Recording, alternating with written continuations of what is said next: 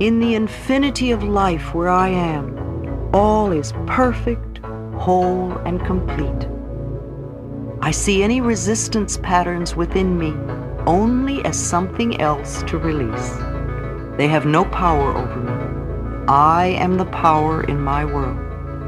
I flow with the changes taking place in my life as best I can.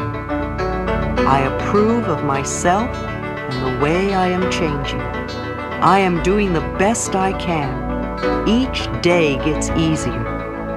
I rejoice that I am in the rhythm and flow of my ever-changing life. Today is a wonderful day. I choose to make it so. All is well in my world. Chapter 7. How to Change. I cross bridges with joy and with ease. I love how-tos. All the theory in the world is useless unless we know how to apply it and make a change. I have always been a very pragmatic, practical person with a great need to know how to do things.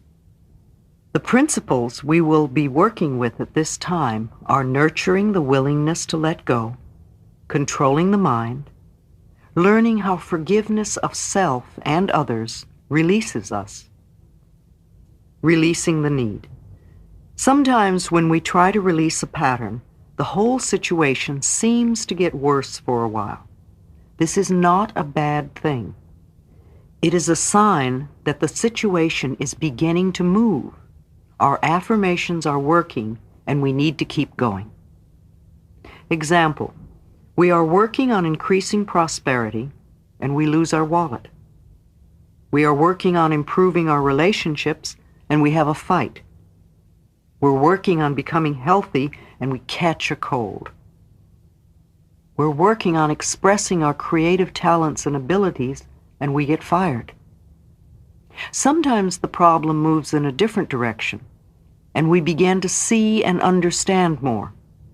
For example, let's assume you are trying to give up smoking, and you are saying, I am willing to release the need for cigarettes. And as you continue to do this, you notice your relationships are becoming more uncomfortable. Don't despair. This is a sign of the process working. You might ask yourself a series of questions like, am I willing to give up uncomfortable relationships? Were my cigarettes creating a smoke screen so I wouldn't see how uncomfortable these relationships are?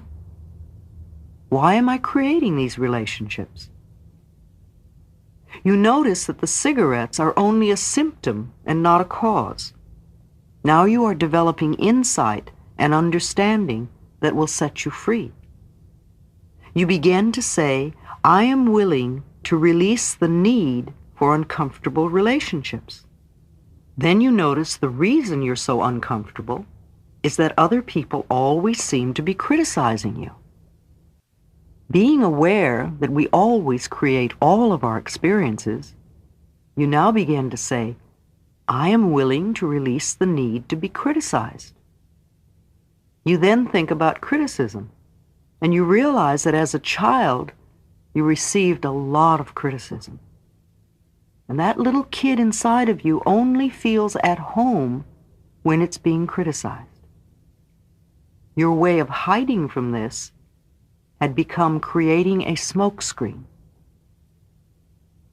Perhaps you see the next step as affirming, I am willing to forgive. And as you continue to do your affirmations, you may find that cigarettes no longer attract you, and the people in your life no longer criticize you. Then you know you have released your need. This usually takes a little while to work out. If you are gently persistent and are willing to give yourself a few quiet moments each day to reflect on your process of change, you will get the answers. The intelligence within you is the same intelligence that created this entire planet. Trust your inner guidance to reveal to you whatever it is you need to know. In a workshop situation, I would have you do the following exercise with a partner. However, you can do it equally as well using a big mirror. Think for a moment about something in your life you want to change.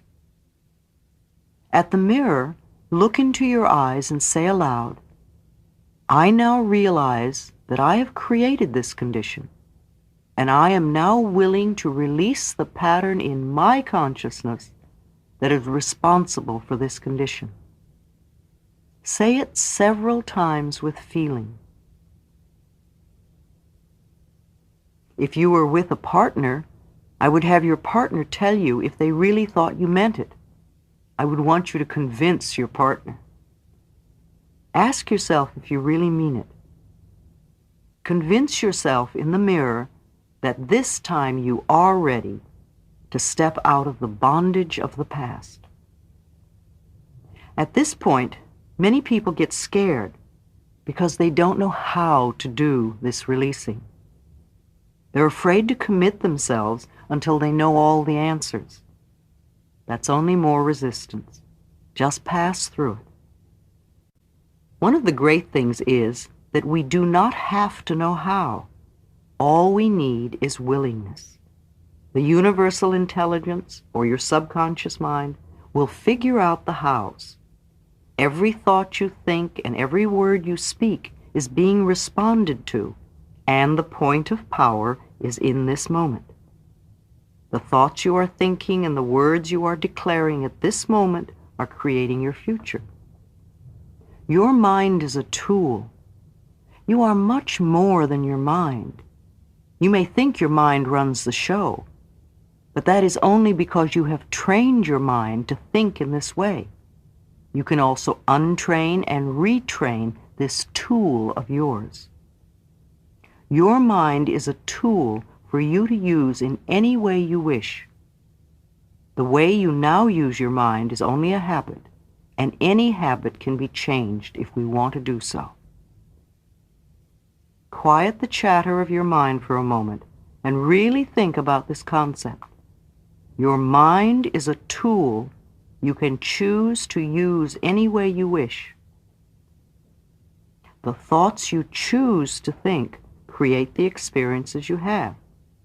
If you believe that it is hard or difficult to change a habit or a thought, then your choice of this thought will make it true for you. If you would choose to think, "It's becoming easier for me to make changes," then your choice of this thought will make that true for you. There is an incredible power and intelligence within you, constantly responding to your thoughts and your words. As you learn to control your mind by the conscious choice of thoughts, you align yourself with this power. Do not think your mind is in control. You are in control of your mind. You use your mind. You can stop thinking those old thoughts.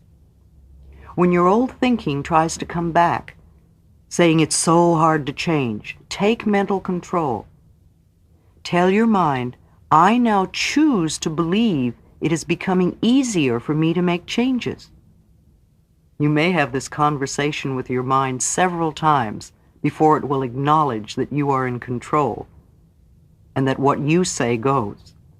The only thing you ever have any control of is your current thought. Your old thoughts are gone.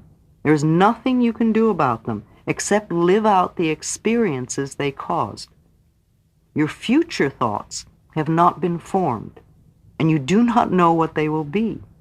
Your current thought, the one you're thinking right now, is totally under your control. You know, if you have a little child who has been allowed to stay up as late as it wishes for a long time, and then you make a decision that you now want this child to go to bed at 8 every night, what do you think the first night will be like? The child will rebel against this new rule and may kick and scream and do its best to stay out of bed. If you relent at this time, the child wins and will try to control you forever. However, if you calmly stick to your decision and firmly insist that this is the new bedtime, the rebelling will get less and less. In a few nights, the new routine will be established. It is the same with your mind. Of course it'll rebel at first. It does not want to be retrained. But you are in control. And if you stay focused and firm, in a very short time, the new way of thinking is established. And you will realize that you are not a helpless victim of your thoughts, but rather a master of your own mind. Let's do an exercise, letting go. Close your eyes. Take a deep breath. As you exhale, allow all the tension to leave your body. Let your scalp and your forehead and your face relax. Let your tongue and your throat and your shoulders relax. Let your back and your abdomen and your pelvis relax. Let your breathing be at peace as you relax your legs and feet. Is there a big change in your body? Notice how much you hold on. If you are doing it with your body, you're doing it with your mind. In this relaxed, comfortable position, say with me, I am willing to let go. I release all tension. I release all fear. I release all anger. I release all guilt. I release all sadness. I let go of all old limitations. I let go, and I am at peace. I am at peace with myself. I am at peace with the process of life. I am safe. Repeat this exercise several times. Feel the ease of letting go. Repeat it whenever you feel thoughts of difficulty coming up. It takes practice for the routine to become a part of you. Place yourself in this peaceful state first, and it becomes easy for your affirmations to take hold. You become open and receptive. There is no need to struggle or stress or strain. Just relax and think the appropriate thoughts. I assure you, it is this easy. Physical releasing. Sometimes we need to experience a physical letting go. Experiences and emotions become locked in the body. Screaming in the car with all the windows rolled up can be very releasing if we've been stifling our verbal expression. Beating the bed or kicking pillows is a harmless way to release pent-up anger, as is playing tennis or running. A while ago I had a pain in my shoulder for a day or two, and I tried to ignore it, but it wouldn't go away. Finally I sat down and I asked myself, what's happening here? What am I feeling? It feels like burning, burning, burning. That means anger. What are you angry about? I couldn't think what I was angry about. So I said, well, let's see if we can find out. And I put 2 large pillows on the bed, and I began to hit them with a lot of energy. And after about 12 hits, I realized exactly what I was angry about. It was so clear. So I beat the pillows even harder and made some noise and released the emotions from my body. And when I got through, I felt much better. And the next day, my shoulder was fine. Letting the past hold you back. Some people tell me they cannot enjoy today because of something that happened in the past. Because they did not do something or do it in a certain way, they cannot live a full life today. Because they no longer have something they had in the past, they cannot enjoy today. Because they were hurt in the past, they will not accept love now. Because something unpleasant happened when they did something once, they are sure it will happen again today. Because they once did something that they're sorry for, they are sure they are bad people forever. Because once someone did something to them, It is now all the other person's fault that their life is not where they want it to be. Because they became angry over a situation in the past, they will hold on to that self-righteousness. Because of some very old experience where they were treated badly, they will never forgive and forget. Because I did not get invited to the high school prom, I cannot enjoy life today. Because I did poorly at my first audition, I will be terrified of auditions forever. Because I am no longer married, I cannot live a full life today. Because my first relationship ended, I can no longer be open to love. Because I was hurt by a remark once, I will never trust anyone again. Because I stole something once, I must punish myself forever. Because I was poor as a child, I will never get anywhere. What we often refuse to realize is that holding on to the past, no matter what it was or how awful it was, is only hurting us. They really don't care. Usually they are not even aware. We are only hurting ourselves by refusing to live this moment to the fullest. The past is over and done and cannot be changed. Even when we grunge about the past, we experience our memory of it in this moment, and we lose the real experience of this moment in the process. Exercise, releasing. Let us now clean up the past in our minds. Release the emotional attachment to it. Allow the memories to be just memories. If you think back to what you used to wear in the 3rd grade, usually there is no emotional attachment. It's just a memory. And it can be the same for all the past events in our lives. As we let go, we become free to use all of our mental power to enjoy this moment and to create a grand future. Make a list of all the things you are willing to let go. How willing are you to do this? Notice your reactions. What will you have to do to let these things go? How willing are you to do so? What is your resistance level? All right, let's move to forgiveness. Forgiveness of ourselves and of others releases us from the past. The Course in Miracles says over and over that forgiveness is the answer to almost everything. I know that when we are stuck, it usually means there is some more forgiving to be done. When we do not flow freely with life in the present moment, it usually means we are holding on to a past moment. It can be regret, sadness, hurt, fear, or guilt, blame, anger, resentment, and sometimes even the desire for revenge. Each one of these states comes from a space of non-forgiveness, a refusal to let go and come into the present moment. Love is always the answer to healing of any sort, and the pathway to love is forgiveness. Forgiveness dissolves resentment. There is an old Emmett Fox exercise for dissolving resentment that always works. He recommends that you sit quietly, close your eyes, and allow your mind and body to relax. Then imagine yourself sitting in a darkened theater, and in front of you is a small stage. And on that stage, place the person you resent the most.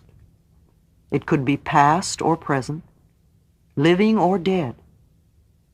When you see this person clearly, visualize good things happening to this person, things that would be meaningful to them. See them smiling and happy. Hold this image for a few minutes and then let it fade away. And I like to add another step. As they leave the stage, put yourself up there and see good things happening to you, and see yourself smiling and happy. And be aware that the abundance of the universe is available for all of us. This exercise dissolves the dark clouds of resentment most of us carry. For some, it will be very difficult to do. Each time you do it, you may get a different person. Do it once a day for a month, and notice how much lighter you feel. Here's an exercise for revenge. Those on the spiritual pathway know the importance of forgiveness. For some of us, there is a step that is necessary before we can totally forgive. Sometimes the little kid in us needs to have revenge before it is free to forgive. For that, this exercise is very helpful.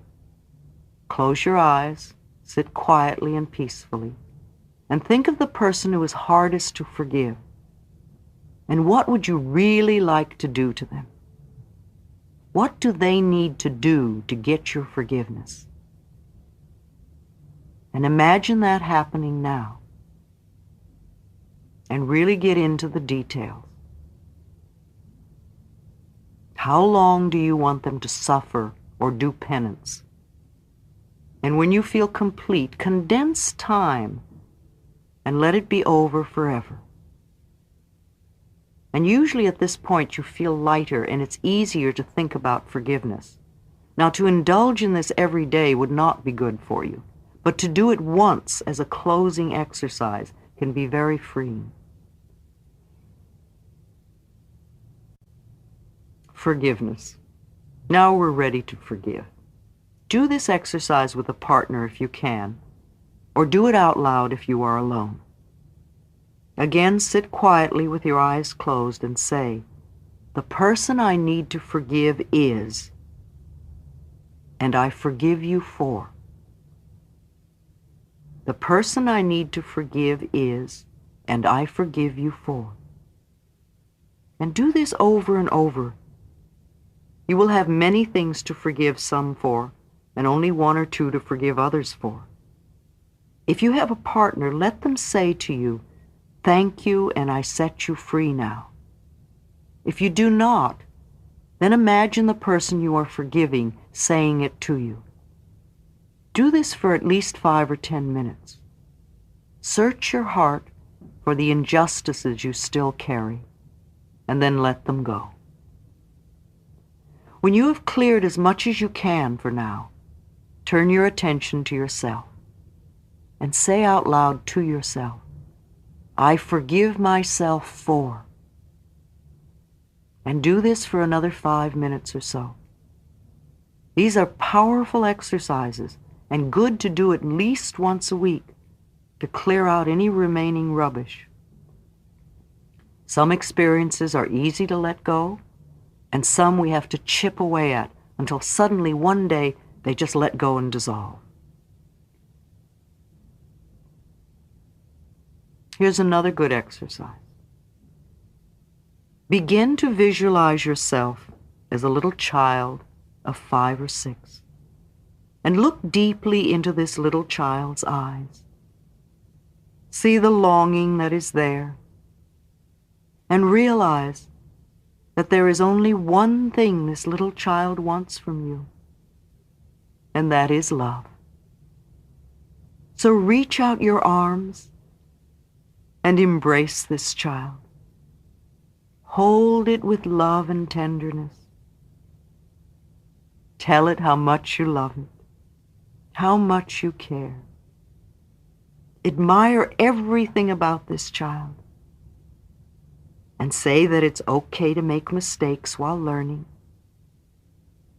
And promise that you'll always be there no matter what.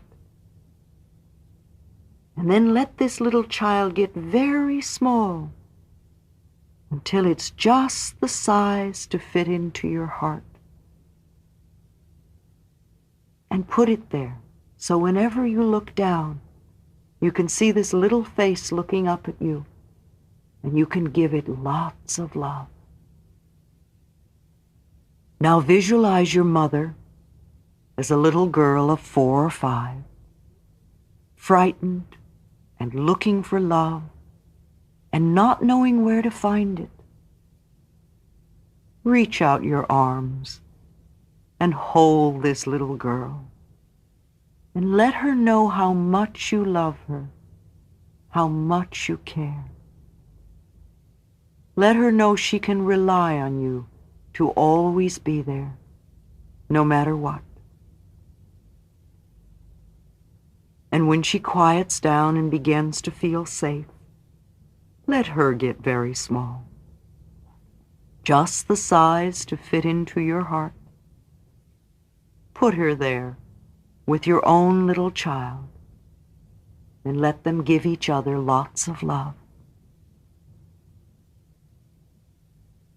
Now imagine your father as a little boy of 3 or 4, frightened and crying and looking for love. See the tears rolling down his little face as he doesn't know where to turn. You have become good at comforting frightened little children. So reach out your arms and hold his trembling little body. Comfort him. Croon to him. Let him feel how much you love him. Let him feel that you will always be there for him. And when his tears are dry, and you feel the love and peace in his little body, let him get very small, just the size to fit into your heart. Put him there, so those 3 little children can give each other lots of love, and you can love them all.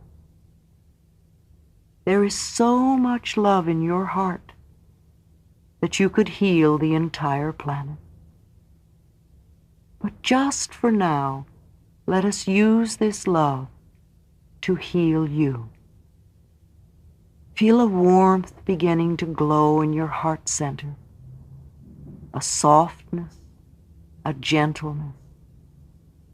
And let this feeling begin to change the way you think and talk about yourself.